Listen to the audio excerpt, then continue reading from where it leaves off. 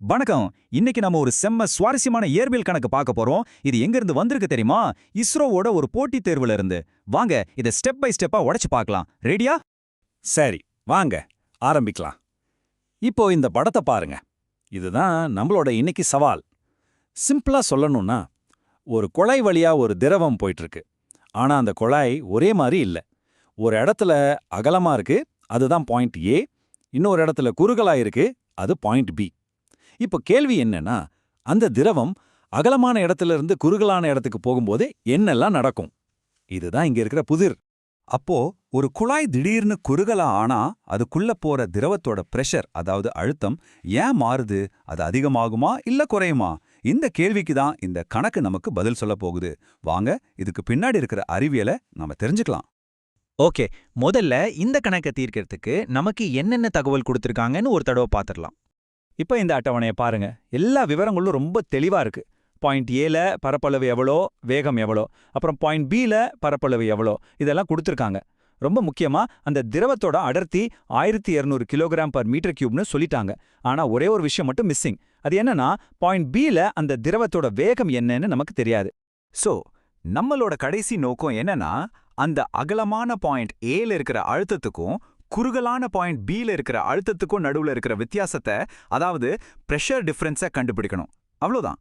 சரி, இப்போ இந்த புதிரை விடுவிக்க ஆரம்பிக்கலாம். நம்ம கையில எடுக்க போற முதல் கருவி என்ன தெரியுமா? அதுதான் கண்டினியூட்டி ஈக்குவேஷன், அதாவது தொடர்ச்சி விதி. இந்த சமன்பாடை பார்க்கறதுக்கு கொஞ்சம் பயமுறுத்துற மாதிரி இருக்கலாம். ஆனா இதோட கருத்து ரொம்ப ரொம்ப சிம்பிள். நம்ம வீட்ல தோட்டத்துக்கு தண்ணி பாய்ச்சற குழாயை நினைச்சுக்கோங்க. அந்த குழாயோட முனைய நம்ம விரலால கொஞ்சம் அழுத்தி பிடிச்சா என்ன ஆகும்? தண்ணி இன்னும் வேகமா பீச்சடிக்கும் இல்லையா? அதேதான் இதுவும் சொல்லுது. எவ்ளோ தண்ணி உள்ள போகுதோ அதே அளவு தண்ணி வெளியே வந்தாகணும். அப்போ போற வழி குறுகலாச்சுன்னா வேகம் அதிகரிச்சு தான் ஆகணும். சிம்பிள் லாஜிக் தானே? சரி, இப்போ இந்த சமன்பாட்டை வச்சு புள்ளி பில திரவத்தோட வேகம், அதாவது V2 என்னன்னு கணக்கிடலாம். நமக்கு ஏற்கனவே தெரிஞ்ச பரப்பளவு, வேக மதிப்புகள் எல்லாம் இதுல போட்டா கணக்குப்படி நமக்கு கிடைக்கிற விடை வினாடிக்கு 0.5 மீட்டர். பாத்தீங்களா? இது ரொம்ப முக்கியமான ஒரு கண்டுபிடிப்பு. நம்ம தோட்டத்தை குழாய் உதாரணத்துல பார்த்த மாதிரியே இங்கேயும் குழாய் குறுகலாகும்போது திரவத்தோட வேகம் 5 மடங்கு அதிகரிக்குது. அதாவது வினாடிக்கு 0.1 மீட்டர்ல இருந்து வினாடிக்கு 0.5 மீட்டரா வேகம் எடுக்குது. ஓகே, இப்போ நம்ம கிட்ட பாயிண்ட் ஏ, பாயிண்ட் பி ரெண்டு இடத்துலயும் வேகம் என்னன்னு தெரிஞ்சிடுச்சு.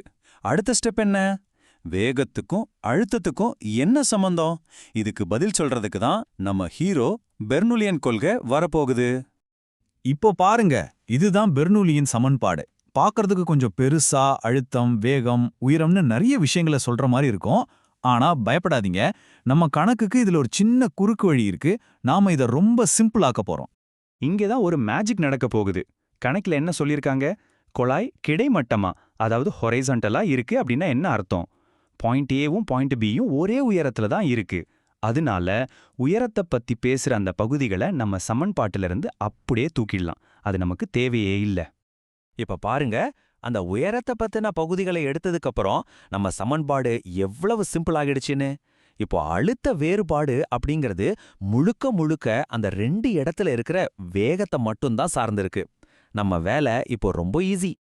சரி, நாம இப்போ இறுதி கட்டத்துக்கு வந்தாச்சு. இந்த சிம்பிளான சூத்திரத்துல நமக்கு தெரிஞ்ச எல்லா எண்களையும் போட வேண்டியதுதான். திரவத்தோட அடர்த்தி தெரியும், ரெண்டு வேகமும் தெரியும். வாங்க இதையெல்லாம் உள்ள போட்டு இறுதி விடைய கண்டுபிடிக்கலாம். ஓகே, இப்போ உண்மை தெரிஞ்சுக்கிற நேரம். நாம இவ்ளோ நேரம் கஷ்டப்பட்டு கண்டுபிடிச்ச அந்த அழுத்த வேறுபாடு என்னன்னு பார்க்கலாமா? அந்த நம்பர் நமக்கு என்ன சொல்ல வருதுன்னு புரிஞ்சுக்கலாம். இதோ வந்துடுச்சு. பாயிண்ட் ஏக்கும் பாயிண்ட் பிக்கும் நடுவுல இருக்கிற அழுத்த வேறுபாடு சரியா 144 பாஸ்கல். அப்போ இதிலிருந்து நாம என்ன கத்துக்கிட்டோம்? அகலமான இடமான பாயிண்ட் ஏல திரவம் மெதுவா போகுது, ஆனா அழுத்தம் அதிகமா இருக்கு.